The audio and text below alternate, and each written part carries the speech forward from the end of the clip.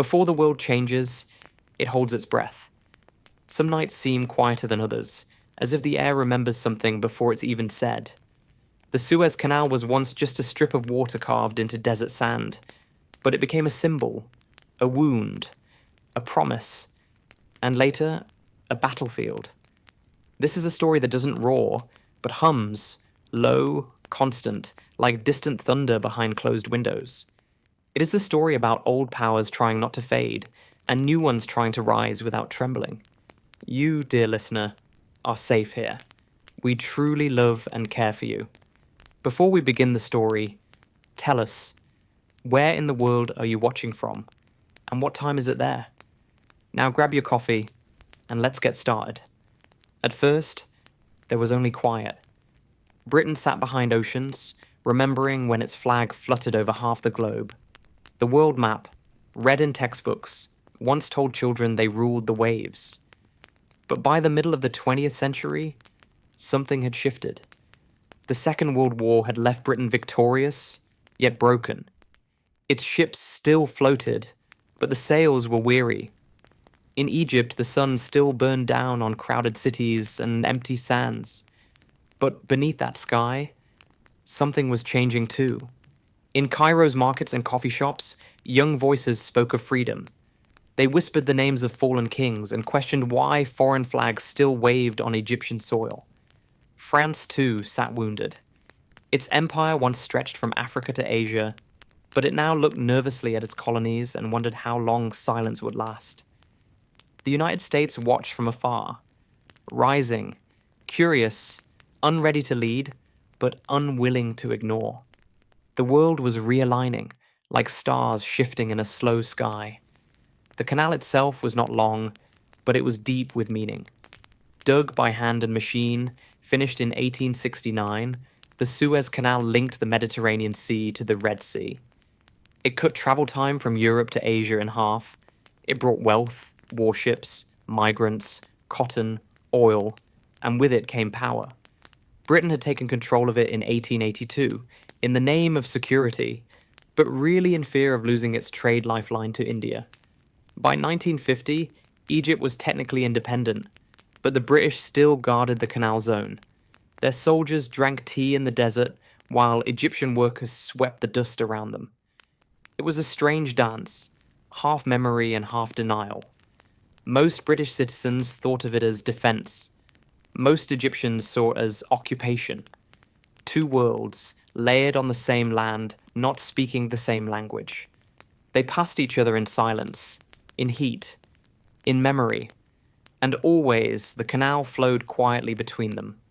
In old offices in London, men with thinning hair and quiet shoes tried to hold on to something they no longer understood. They spoke of honor, trade, alliances. They wrote memos in language that wrapped fading empire in polite code. At home, rationing had only just ended. Coal shortages had darkened streets, but in their minds, they still believed in Britain's global role. In their hearts, perhaps they feared it was gone.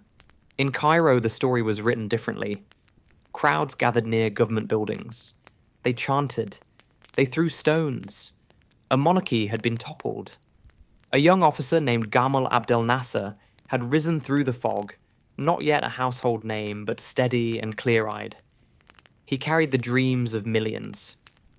Too heavy for one man, but too real to ignore. France, watching from across the Mediterranean, had its own worries. Algeria was boiling. Tunisia was stirring. Morocco had begun to shift. The old world was shaking loose.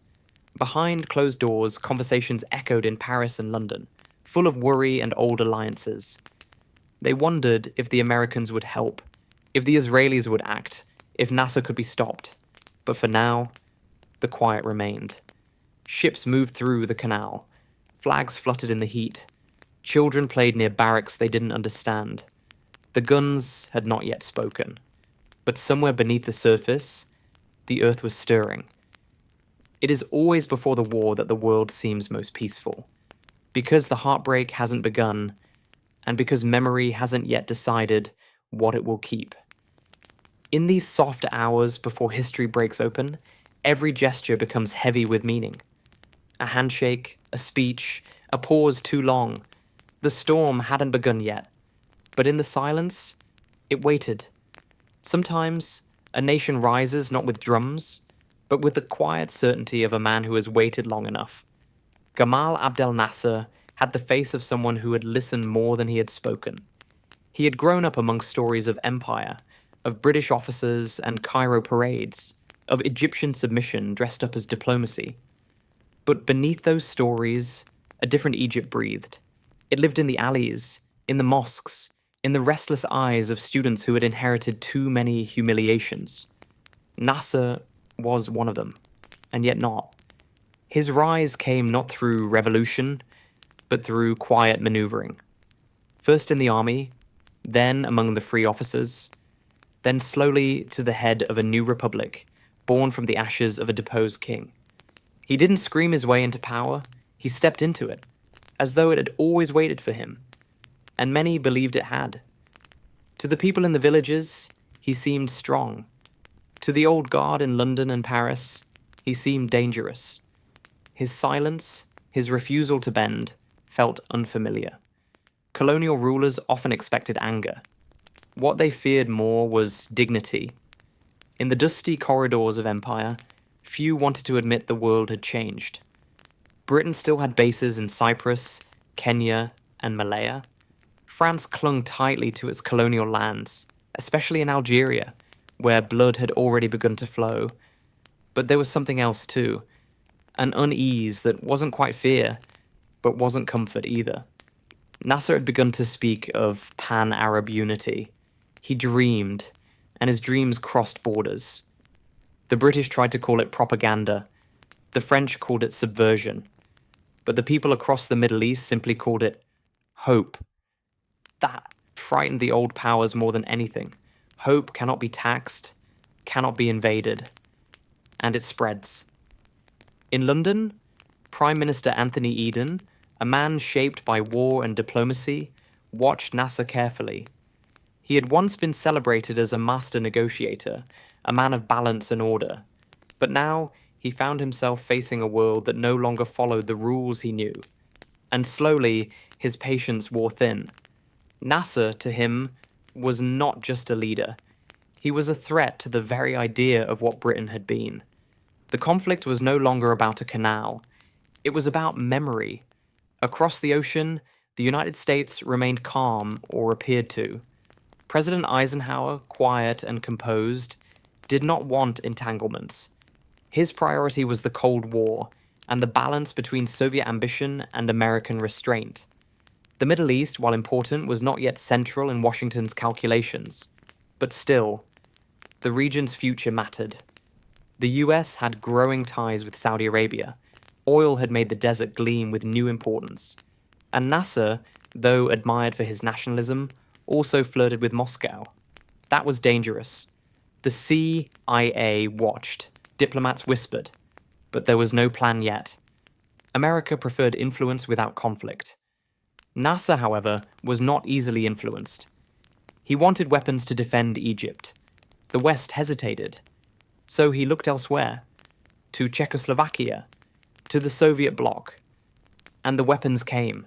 Not just rifles, but aircraft, tanks, radar. Egypt was arming itself. Not for conquest, Nasser said. For dignity. For defense. But in London and Paris, this looked like preparation.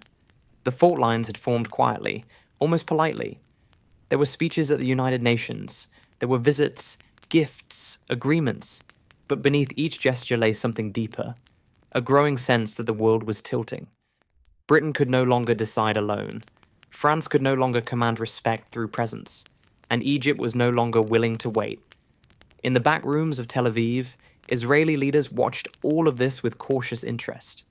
To them, Egypt's rearmament was not symbolic. It was immediate. Their young country was still finding its footing, surrounded by neighbors who questioned its right to exist. The 1948 war was still fresh. Skirmishes along the border had not ceased. Now Nasser spoke not just of Egypt, but of Arab unity. To Israel, this sounded like encirclement. They feared a tightening noose. But for now, They waited. Britain and France, meanwhile, began to talk, not just about defense, but about action, about coordination, about ends and means. They did not speak of war, not openly, but war began in such rooms, in whispers, in agreements that began as caution, then became resolve. It is always in the unseen moments that history prepares itself. The canal had always been more than water. It was a symbol, a thread pulled too tight between continents.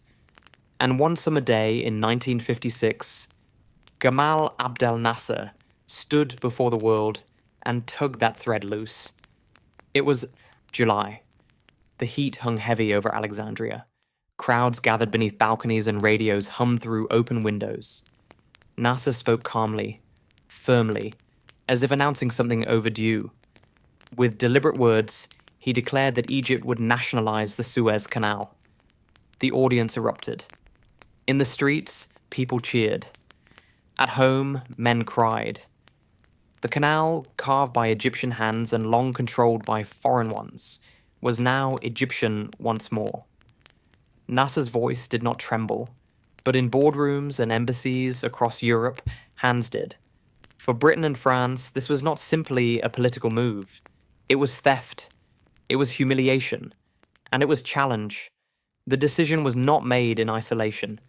Egypt had been courting international partners to fund the Aswan High Dam, a massive project that would tame the Nile and reshape the nation's future. At first, the United States and Britain showed interest, but doubts crept in. Egypt's arms deal with Czechoslovakia had unsettled them. And Nasser's support for anti-colonial movements unnerved many in London and Paris. In the end, the West withdrew its offer. And so Nasser acted. The revenues from the canal, he declared, would pay for the dam. It was a bold move, but it was not reckless. It was calculated, and it lit a fuse. In London, Anthony Eden felt betrayed. In his eyes, Nasser was a dictator, a liar, another Mussolini rising under desert skies. His anger blurred the lines between policy and pride. In Paris, the mood was no better. The French saw Nasser as the architect behind Algerian resistance. They wanted him silenced.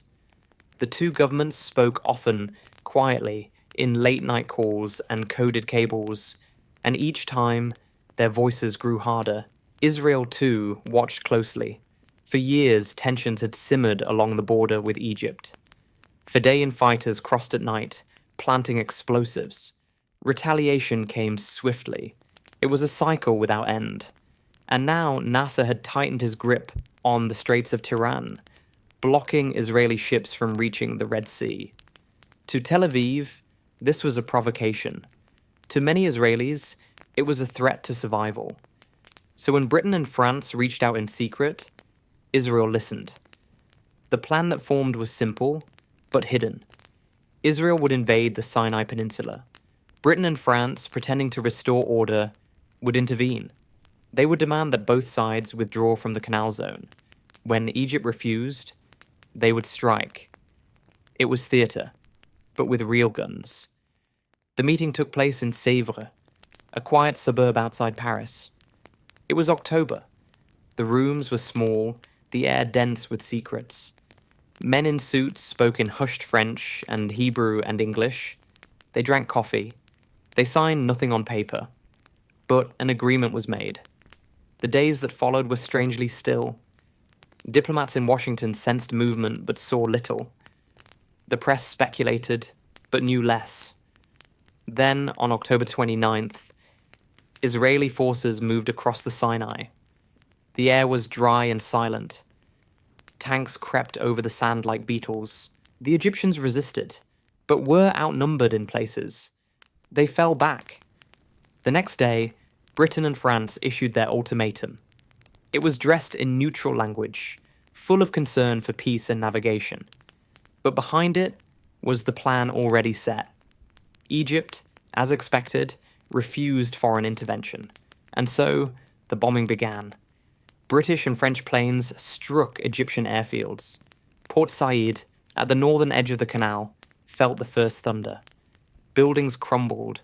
Civilians ran. The war had begun, not declared, but felt. Nasser went to the radio once again. He called on his people to resist.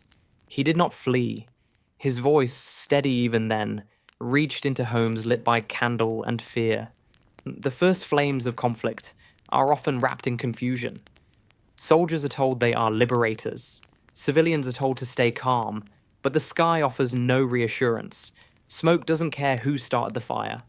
Port Said became a battleground, not grand, not cinematic, just brutal and close. The canal waters shimmered with oil and shrapnel. Children cried behind shuttered windows. Egyptian troops dug in. Resistance was fierce. It surprised the invaders. Nasser ordered weapons handed to the people. Rifles passed from hand to hand. Young boys became messengers. Mothers became lookouts. The city was not just defending the land, it was defending dignity. In the corridors of British and French power, frustration grew. The canal was blocked. The operation dragged. Images of war leaked out. The illusion of control faded. And beyond the battlefield, the world began to react. Not just with words, but with pressure and with silence. The kind of silence that warned of deeper storms. October faded into November, but the war did not fade with it. The sand of Sinai was now heavy with iron, and the sky above Port Said knew the shape of foreign wings. Israeli columns pushed through the desert, fast and tight, striking deep. The Sinai Peninsula, vast and cracked with dried riverbeds, became a quiet field of movement. Egyptian soldiers scattered under pressure. Some surrendered, some vanished, others died in places so empty they would never be found. But the plan, cold and clever in Paris and London, did not unfold cleanly on Egyptian soil. War never follows paper. Britain and France had begun the bombing campaign with conviction, believing that force would bring speed. But instead of submission, they found defiance. Egyptian anti-aircraft guns lit the night skies. Nasser refused to yield. British paratroopers dropped into Port Said. French units moved by sea. The canal's edge shook with shelling. White flags waved from broken buildings, but behind them, snipers waited. Resistance was no longer organized. It was personal. Each street held its own memory, its own blood. Civilians carried the wounded in wheelbarrows. Women handed out water. Children learned, too early, how to disappear when the sirens cried. The city became a symbol far larger than itself. In drawing rooms across the world, people read headlines with disbelief. Britain? This was not 1940. France? This was not Indochina. And Egypt? This was not a colony anymore. The images that leaked out showed smoke, fire, and ordinary people beneath it. The radio broadcast spoke of Western betrayal. Nasser, in his speeches, was careful, but not cold. He spoke of independence, of Egypt's right to stand alone. And each time he did, more nations listened. Across the Middle East, protests erupted. Crowds gathered outside embassies. Flags were burned. Stones were thrown. But beneath the anger was something older, long-buried humiliation rising again. The march of power no longer looked proud. It looked lost. British and French troops had taken part of the Canal Zone, but could not advance far without consequences. Behind them, silence grew. Washington had not been informed of the plan. President Eisenhower, calm in manner but stern in decision, was furious. The United States had not bled its way through the Second World War only to see its allies plunge the world back into chaos. It was an election year. The timing was unforgivable. Eisenhower pressed for a ceasefire. He used words first. Then he used dollars.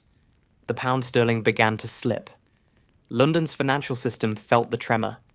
Behind closed doors, Eden heard the warnings. At first, he resisted, but pressure crept in like water through a broken hole. French leaders too sensed the cold. They had hoped the operation would be swift. They had counted on Israeli speed, on Egyptian collapse. Instead, they found endurance. The world was watching. The The United Nations convened emergency sessions. Canada's Lester Pearson proposed a peacekeeping force. It was a new idea that blue helmets could slow a war, and the world listened. Troop ships were rerouted. Diplomats worked through the night. But on the ground, the war was not yet done. Egyptian soldiers lay in trenches, their eyes sunburned, their hands steady. British and French troops waited in limbo, unsure whether they were advancing or retreating. Each hour stretched like a century. Back in Tel Aviv, Israeli generals watched the maps. The Sinai was under their control. Their objectives were largely met. But at what cost? And for how long? Israeli families received telegrams. Some wept. Some remained silent. Nasser, though bruised, had not fallen. And that, to many, felt like defeat. But the real damage was unfolding elsewhere. In London's parlours, in Parisian cafes, in the dusty corners of imperial memory. For Britain and France, the war had exposed not strength, but fragility. Their empires, stretched and strained, had made one last grasp for relevance. And now, the grip was slipping. It was not yet surrender, but it was the beginning of letting go. The world watched, or seemed to, but it felt distant, like a slow-moving tide that washes over the shores without warning. News of the conflict at Suez rippled outward in waves. It was not just a battle between armies. It was a contest of wills, a clash of ideals, and a test of old powers against new realities. The United States, led by President Eisenhower, had remained silent for a time, gathering strength beneath calm words. But as the bombs fell and the seas grew restless, Washington's patience wore thin. The Cold War's shadow loomed large, and the threat of Soviet influence spreading into the Middle East was real. Yet Eisenhower knew that backing Britain and France now would only deepen the crisis. The world was watching not only the fighting, but the choices of leaders. And those choices spoke louder than guns. In the chambers of the United Nations, urgency filled the air. Delegates from nations large and small spoke in measured tones, calling for peace and restraint. The organization was young, still finding its voice amid the roar of old powers. Lester Pearson of Canada proposed a novel idea, a peacekeeping force, neutral and blue-helmeted, to stand between the combatants. It was a fragile hope wrapped in layers of diplomacy. The force would become a symbol of a new world order, one where force was not the first answer. Yet in the war zones, such hopes felt distant, like stars behind storm clouds. The flames of conflict burned too close, and the sounds of gunfire drowned out speeches about peace. But the UN was persistent. It would mark a turning point in how wars might be managed, if not always stopped. Beyond the corridors of diplomacy, anger and fear erupted in cities across the globe. Crowds gathered in protest in Cairo, Damascus, Beirut, and beyond. Flags waved, chants rose. The Suez Canal was more than a strip of water. It was a symbol of colonial past and present injustice. To many in the Arab world, Nasser was a hero, standing tall against foreign invasion. But in London and Paris, the mood was more complex. Some saw pride in their nation's actions.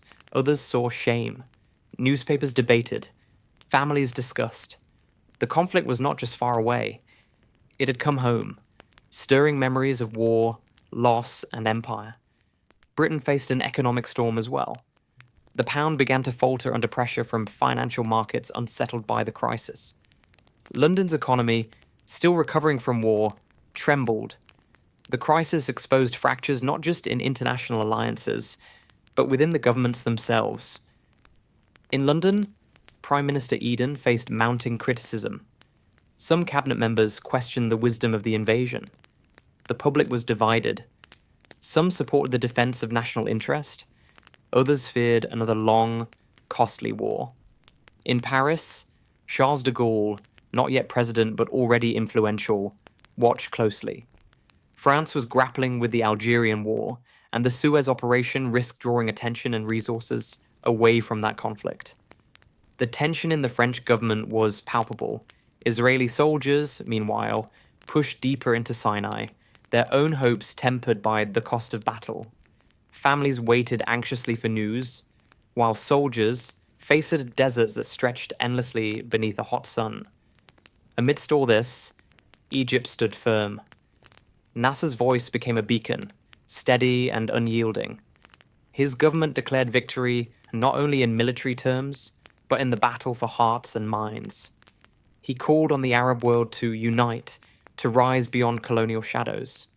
The canal was closed, the land scarred, but the spirit remained.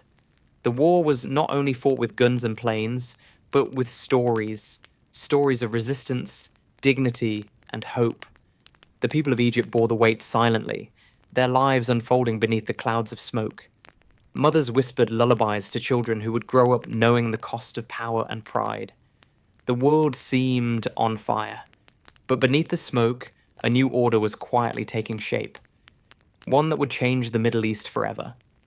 The distant thunder of war sometimes echoes closest to home, where hearts feel the tremors more than the blasts. In London, the corridors of power grew tense and uncertain. Prime Minister Anthony Eden's confident exterior began to crack beneath the weight of decisions and consequences. His cabinet was fractured. Allies turned wary, and whispers of dissent filled the air like an unseen storm. Men who had fought alongside him in earlier wars now questioned whether the Suez adventure was a step too far. The public was divided. Some held tight to pride. Others quietly mourned the return of shadows they hoped had passed with the last war. Newspapers debated with urgency. Families gathered in small rooms, their conversations touched by fear and confusion. The war was no longer distant. It had arrived in voices and thoughts. Across the English Channel, France felt the strain of the crisis as deeply. The streets of Paris were not silent. They hummed with unrest, with fear, with hope. The Algerian War bled French souls and strained their military. In cafes and markets, conversations circled the war at Suez, echoing larger questions about France's place in the world. Men and women wrestled with memories of empire and the reality of new nations. Some felt betrayed by their leaders, others clung to nationalist pride. The government tried to maintain a steady voice, but beneath it, tensions brewed. Soldiers who had been sent abroad returned home changed, their faces carrying stories that could not be spoken. The war had its price, not just on distant sands, but on the hearts of those left behind. In Israel, the mood was cautious but resolute. The soldiers who marched across Sinai had done so with a mixture of hope and fear. Their young country was still carving its identity out of conflict. Letters from the front arrived in homes small and large. Mothers clutched telegrams with trembling hands. Fathers sat silently, gazing at maps they barely understood. The war had pushed many to the edge of endurance, but it also forged a new determination. Israel's alliances, particularly with Britain and France, were tested and strained. The region's complexities deepened. Each small victory carried the weight of uncertainty. Each step forward on the desert sands was marked by the silent cost of lives and futures deferred. Cairo, meanwhile, held its own quiet struggle. The city, scarred by bombs and battles, became a place of endurance. The people moved through streets lined with rubble, their eyes carrying the history of pain and hope intertwined. Nasser's government worked to maintain order and morale. Radio broadcasts carried his steady voice, offering reassurance in the darkest hours. Mothers whispered prayers in the night. Children learned to live with absence, with silence where laughter once was. The canal was blocked, the economy strained, but the spirit remained unbroken. The war was not only fought on the ground, but within hearts.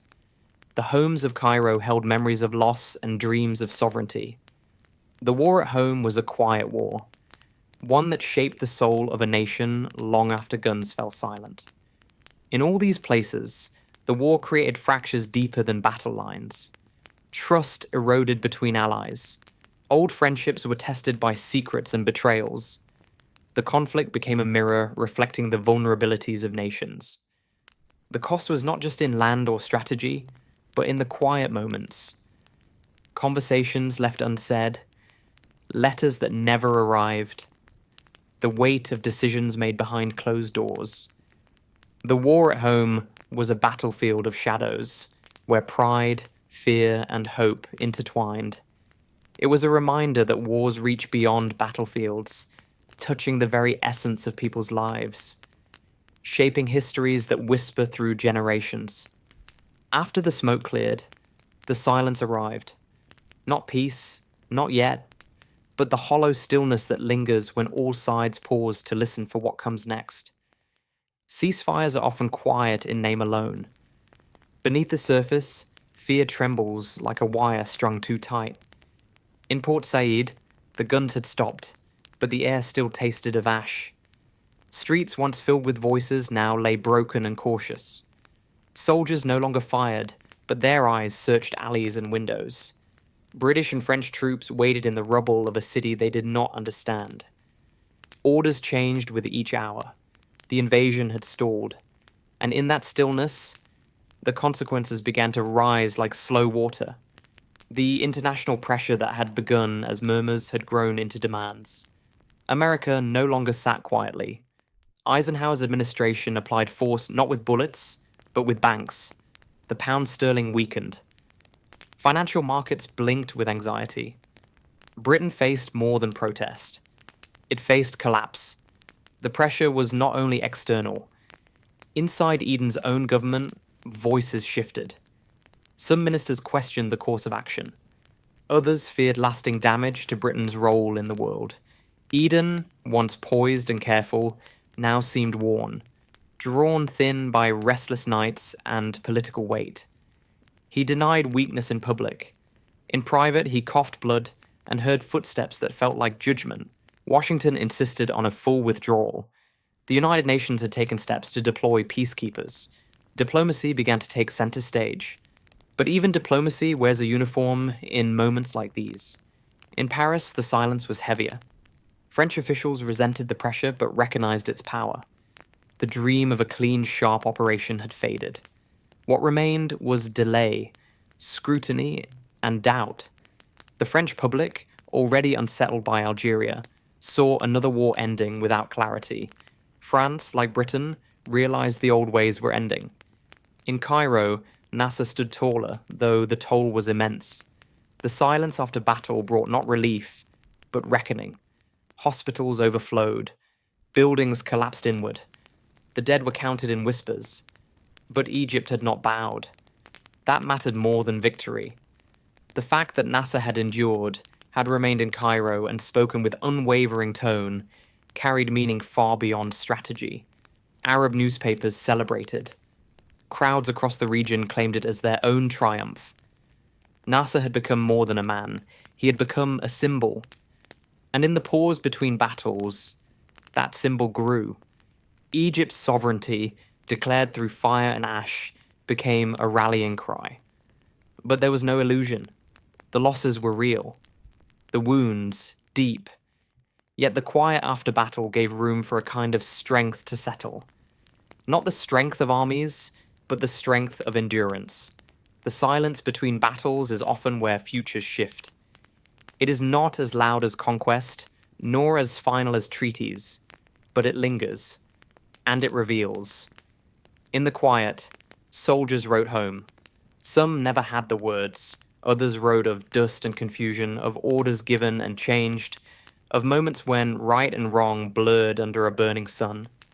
In Israel, the gains in Sinai were clear on maps, but unclear in meaning. International condemnation grew. Even as Israeli troops reached the Red Sea, they knew they could not stay. The world would not allow it. There were negotiations, pressures, promises, and always beneath it, the silence, the questions. What had been achieved? What had been lost? In living rooms and offices, people waited for withdrawal, for decisions, for the next line in history to be written. But for a brief moment, in the lull between action and answer, the world simply paused. There comes a moment in every conflict when power begins to slip. Not with explosions or declarations, but in quiet rooms, through faltering hands and voices that once sounded sure. In London, the turning point had arrived. Anthony Eden, who had led Britain into the storm, now found himself standing alone in its fading light. His health had deteriorated. His nerves were threadbare. Behind closed doors, his cabinet no longer spoke with unity. The American pressure had become unbearable. Washington controlled the financial lifeline Britain could not afford to lose. The pound was tumbling. The markets whispered collapse. Eisenhower had drawn a firm line, not for Egypt, but for a vision of order that could not allow old empires to act without consent. The message was clear: retreat or face ruin. Eden knew the cost of staying was now greater than the shame of leaving. And so, on a quiet January day in 1957, he resigned. Not with drama, just with the slow surrender of a man who had lost his moment. His departure marked more than the end of a career. It marked the end of a kind of Britain, one that had still believed, in the first light after the Second World War, that it could decide the fate of faraway lands without asking. In Cairo, Nasser did not celebrate loudly. His victory was not clean, but it was complete in its symbolism. He had stood firm while three powerful nations had tried to bring him down. He had not fled, not even when the bombs fell. And now, one of them had blinked. Egypt's people saw this not just as a defense of their soil, but of their soul. Nasser became something more than a president. He became a vessel for the hopes of millions who had lived under flags not their own. Across the Arab world, streets filled with songs and speeches. He was their voice, their answer to decades of silence. Yet behind the scenes, he too carried weight. Egypt's economy was wounded, its military exhausted. The canal was damaged and blocked. But none of that mattered more than the feeling that the tide had turned. The broken promise of submission had finally shattered. Something new had begun. Not yet stable, not yet peaceful, but new. At the United Nations, peacekeepers arrived in blue helmets, their presence unprecedented. They stood between enemies, not to fight, but to hold a space where fighting might not return. The Suez Canal, once a private highway for empire, now stood as a global passage monitored by neutral eyes. Slowly, British and French troops withdrew. Israeli forces, under international insistence, also pulled back. There was bitterness in each step. Maps were redrawn not by borders, but by memory. The crisis had proven something deeper than any territorial gain. That old alliances could fray under pressure. That might no longer meant right, and that the voices of once colonized nations could now shape the room. Diplomats wrote new language into treaties. The term Middle East was now spoken with a sharper tone in Washington and Moscow. Both superpowers watched more closely. Nasser, whether loved or feared, had become impossible to ignore. And so the quiet settled again. The guns had stopped. The speeches faded. But history had changed its course. In London, the newspapers moved on. The public turned to new concerns, yet something in the national posture had shifted. Britain would never again act alone in the same way. France turned its gaze inward, toward the fires of Algeria, where its own identity was now unraveling. And Israel, though emboldened by its military performance, now understood the limits of its reach and the loneliness of its position. For Egypt, the rebuilding began. The canal would open again, cleared of wreckage, its banks scarred, but sovereign. But in the hearts of those who had watched their city burn and lived to see the flags lower, something had changed. The promise that power could always bend their will had broken, and from its pieces, a new age would rise. After the shouting ends, change does not come all at once. It arrives slowly, like fog over the water, reshaping what we thought we knew. The Suez Crisis had passed from the front pages, but its ripples moved outward, steady and deep. Britain returned its soldiers. France brought back its ships, but neither returned unchanged. Beneath the formal words of speeches and the muted tones of post-war diplomacy, there was quiet reckoning. London understood, in ways it had never fully said aloud, that it was no longer the centre of the world. The illusion of dominion, of decisions made unilaterally in distant offices, had faded. A new age had begun, not through ceremony, but through failure. Eden was gone. Harold Macmillan now sat in his place, calm and composed, tasked with guiding Britain through its gentle decline. He spoke with confidence, but even his optimism could not undo what had passed. The empire was not yet gone, but it was no longer eternal. France, too, walked a more complicated path. It had joined the invasion with its own reasons, fears of Algeria, the spectre of rebellion, the echo of lost influence. But Suez had given France little and cost much. In Paris, the government wavered. Within 2 years, Charles de Gaulle would return to power and begin reshaping the French Republic. His vision was one of strength, of independence from both Washington and London. France would no longer follow others into their conflicts. It would choose its own course. That course led inward, toward the painful confrontation with its colonies, and outward, toward a quieter assertion of its own voice. But the lesson had been learned. Empire, once assumed, now came with cost. And cost could no longer be hidden behind flags. In Cairo, Nasser remained. His face, once broadcast defiantly on radios during the invasion, now became a permanent fixture of Arab leadership. He travelled. He spoke. He welcomed leaders from Asia, Africa, and beyond. Egypt, though still struggling, became a symbol of possibility. The canal was cleared and reopened. Ships passed once more through its narrow lanes. Revenue returned. The Aswan High Dam moved forward, funded now not by Western banks, but with Soviet support. This too was part of the tide's slow turn. The Cold War had touched the Suez Crisis only lightly, but its fingerprints were there. Moscow had condemned the invasion with righteous energy. Washington had opposed it more quietly, but just as firmly. And so the Middle East, long a stage for empire, now became a board in a larger game. The two superpowers looked on, calculating, adjusting. And those who lived on the ground, farmers, shopkeepers, children playing by, the Nile, felt the shift, even if they could not name it. The crisis had ended, but its meanings were still unfolding. In Israel, questions lingered.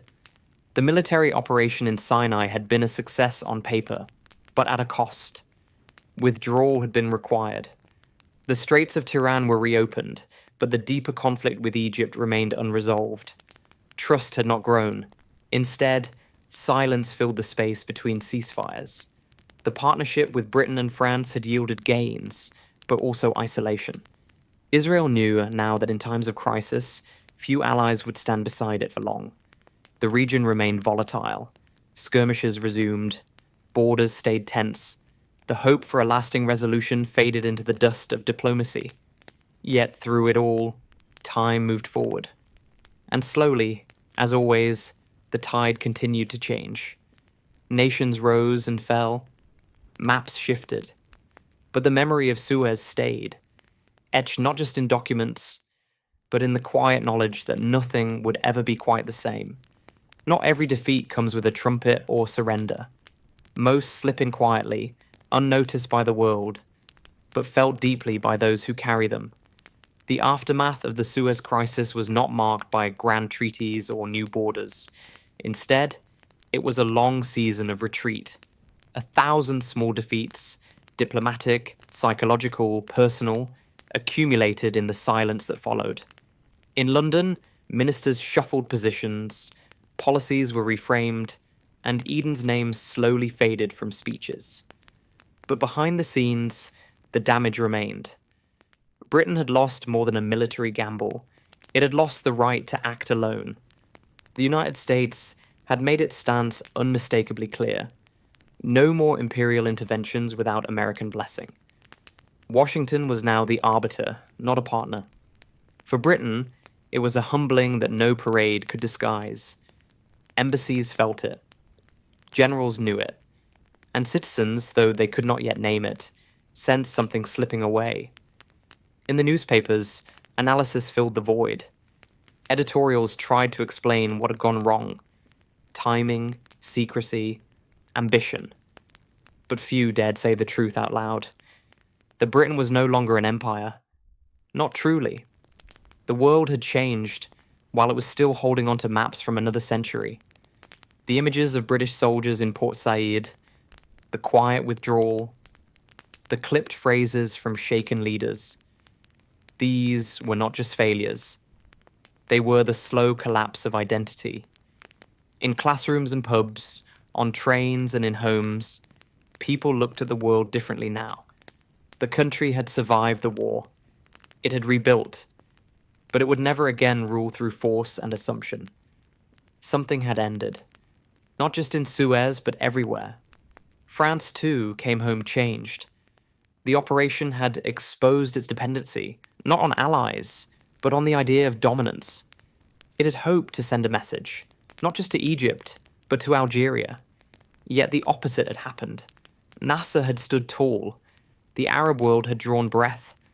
And in the streets of Algiers, rebellion flared brighter. The war in Algeria deepened. It would stretch on for years, claiming lives and unraveling illusions. France's defeat at Suez had not been total, but it had been enough to shift the wind. Within a year, Charles de Gaulle returned to power. He brought strength, but also finality. The Fourth Republic ended. A new constitution emerged. Suez had not caused this alone, but it had helped. One small failure, stacked atop many, reshaped the structure beneath. Even in Egypt, where Nasser had triumphed, the weight of victory was heavy. The canal had been defended. Sovereignty had been declared, but the country faced ruin, ports damaged, trade stalled, lives lost. Reconstruction would take time. The economy stumbled, yet Egypt stood, proud, poorer, but no longer silent. Nasser's voice echoed beyond his own borders. Across the Middle East, leaders looked to Cairo with cautious hope, but the burden of inspiration is always heavier than it seems.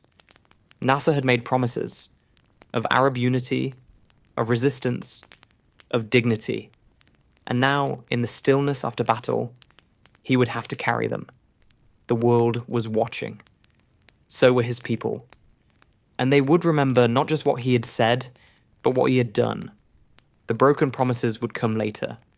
But for now, they waited, silent, gathering like clouds in a distant sky. And across the globe, the crisis continued in whispers. In Washington, Eisenhower had emerged stronger. His firmness had shaped a new balance, one where former empires looked not to each other, but to the White House. The United States had not fired a shot, but had decided the outcome. The Cold War order had taken shape. Moscow had watched, approved, and offered support to Nasser, not out of affection, but opportunity. The Middle East was no longer just a place of oil and sand. It had become a fault line. And though the Suez Crisis had ended, its tremors were only just beginning. The thousands of small defeats that followed, diplomatic concessions, ideological fractures, unspoken regrets, would continue long after the headlines disappeared. Each one, a quiet sign of a world learning how to let go. In war, it is rarely clear when the final blow has been struck. Battles end, but intentions linger. Armies return home, but unrest stays behind like smoke on the clothes of those who lit the fire. In the weeks following the Suez Crisis, the maps remained unchanged, but everything else had moved. Though the official operations were over, the final offensives did not always look like warfare. They looked like meetings behind closed doors, like briefcases held tightly in foreign ministries, like voices that lowered when the name Suez was mentioned in diplomatic circles. The quiet unraveling of British and French influence was not announced. It unfolded in nods and silences. In embassies where once the Union Jack or the tricolour flew with pride, now there was uncertainty. Egypt had not been conquered. And in that fact alone, the world saw the old powers differently. France pressed on with its own crises. Algeria burned with rebellion, and in the wake of Suez, the fire spread faster. Nationalists felt something had shifted. Nasser's example, his defiance, had cracked open the shell of colonial fear. Paris responded with force, but no longer with confidence. The French people, too, were changing. The memory of humiliation sat heavy in their minds. Though French troops had fought with discipline, the mission had failed. The consequences returned home in small ways, in headlines, in parliament, in the weariness of soldiers who no longer believed in what they were sent to do. Charles de Gaulle would soon arrive with promises of order and grandeur, but the memory of Suez would follow him, quiet and permanent, like a flaw in the stone of a monument. Britain's final offensive was internal. The days of dispatches and troop movements had passed. Now came the long, slow retreat from the belief that it still stood at the centre of the world. Harold Macmillan inherited a shaken nation. He smiled in public, reassured Parliament, offered steadiness, but he knew the truth. The crisis had stripped Britain of its illusions. The Americans had shown that influence now passed through Washington, not Whitehall. And the financial pressure, applied swiftly and coldly by the Eisenhower administration, had been a lesson written not in ink, but in pound sterling. Sterling reserves fell, and with them, a century of confidence. The British people sensed it, not in speeches or headlines, but in the quiet narrowing of what the country might do next. The resolve that had carried Britain through 2 world wars was still there, but it no longer pointed outward. It turned inward, cautious and tired. In Israel, the mood was more complex. The Sinai campaign had achieved its tactical goals. The border with Egypt was temporarily secure. The Straits of Tiran were reopened. Yet the withdrawal, demanded by global powers, had arrived too soon. Israeli soldiers left the desert with pride and bitterness. They had won on the battlefield, but not in the halls of diplomacy. Nasser still ruled. Egypt's army, though bruised, remained. The hostility had not ended. It had paused. Israeli leaders looked outward and saw not peace, but isolation. Britain and France had proven unreliable as long-term allies. The United States had not offered open support, and the Arab world had rallied behind Nasser. For many in Israel, the lesson was clear. The country could depend only on itself.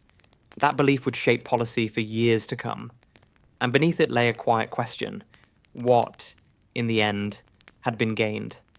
As the months passed, the memory of the war softened in the public imagination. Other stories took its place. The Soviet invasion of Hungary, happening almost in parallel, had diverted much of the world's outrage. But for those who had stood in the sand, for those who had listened to the broadcasts from Cairo or counted the votes in the UN, Suez never faded. It was a hinge, a slow turning of history. The final offensives had not been successful, but they had revealed the limits of resolve when set against the tide of a changing world. Old empires could still fire their guns, but they could no longer silence the future. And as each nation returned to its separate road, the crisis left behind no victor. Only participants, changed and chastened, watching the horizon with quieter eyes. The collapse was not sudden. It was slow, like a wall crumbling under the weight of years unseen. Britain's empire, stretched thin by war and ambition, began to unravel in ways both expected and surprising. The Suez Crisis was not just a military defeat, it was a reckoning. In London, the realization settled like dust. The sun had set on an era where a single nation could dictate terms far beyond its shores. The pride of empire, long cherished, now felt fragile and distant. Governments changed, policies shifted. The economic shockwaves from the crisis echoed through the financial systems that had supported imperial dreams. Sterling's fall was more than currency. It was a symbol of lost power. The decisions made in corridors of power now bore the weight of consequence, shaping a future none had fully imagined. France faced its own reckoning. The failure at Suez rippled across its colonial holdings. Algeria's fight grew fiercer. The wounds of empire opened wide, revealing deep fractures within French society. Soldiers returned home with stories that unsettled the nation's conscience. Political leaders grappled with unrest and dissent. Charles de Gaulle's return to power promised a new path, but also marked a recognition that France's role in the world was shifting. The Fourth Republic's collapse was in part born from the crisis, a political upheaval that echoed the fractures in national identity. France was no longer the confident power it had once been. Instead, it sought a place in a world dominated by new forces, balancing pride with pragmatism. Egypt, though battered, emerged with renewed spirit. The cost of war weighed heavily on its people. Cities lay in ruins. The canal, lifeblood of the nation's economy, remained closed for months. Reconstruction was slow and difficult. Yet, in the silence of rebuilding, a new determination grew. Nasser's leadership, once tested by fire, became steadier. His vision of Arab nationalism spread beyond Egypt's borders, touching hearts and minds from the Sahara to the Gulf. Yet the price of this vision was real. Resources were stretched. Alliances shifted.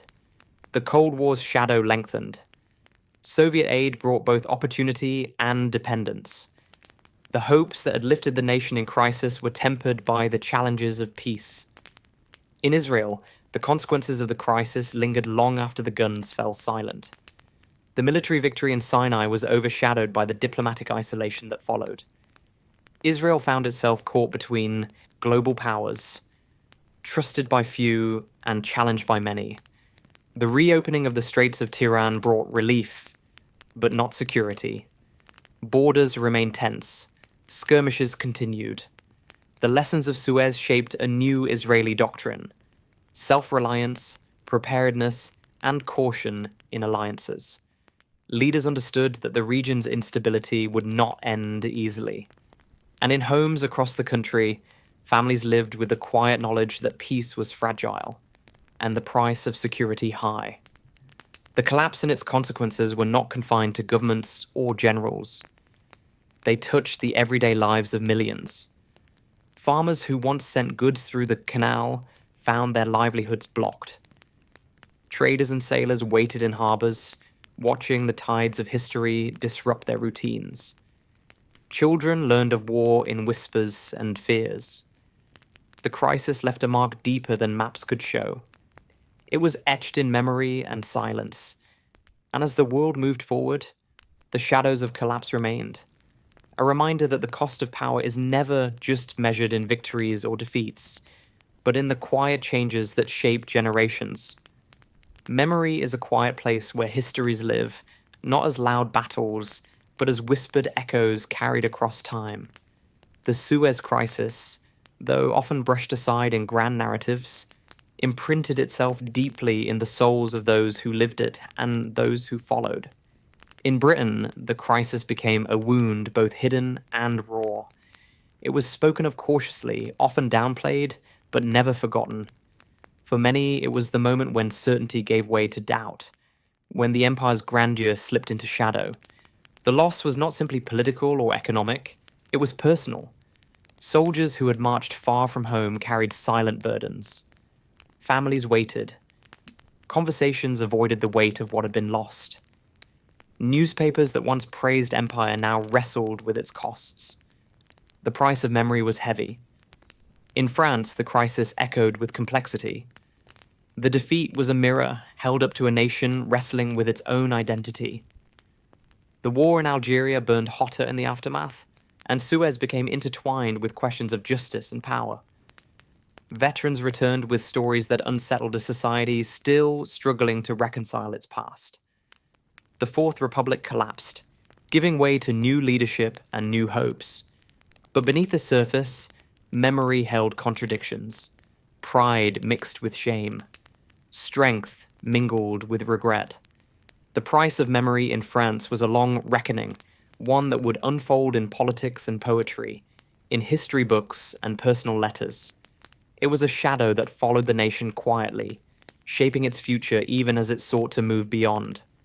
Egypt's memory of Suez was not only of loss or victory, but of transformation. The city of Port Said, battered and broken, remembered the faces of soldiers and civilians alike. The canal, once blocked and silent, became a symbol of resilience. Nasser's voice, broadcast over radios in the darkest hours, became a beacon for generations. Yet the cost was etched in the land and in the hearts of its people. Families rebuilt homes on shattered streets. Children grew up hearing stories of endurance and defiance. The crisis became part of a larger narrative of national pride and pain. It was remembered not in grand monuments, but in the quiet acts of daily life, an echo of strength amid scars. The price of memory was the carrying forward of a legacy that refused to fade. Israel's memory of the crisis was shaped by complexity and caution.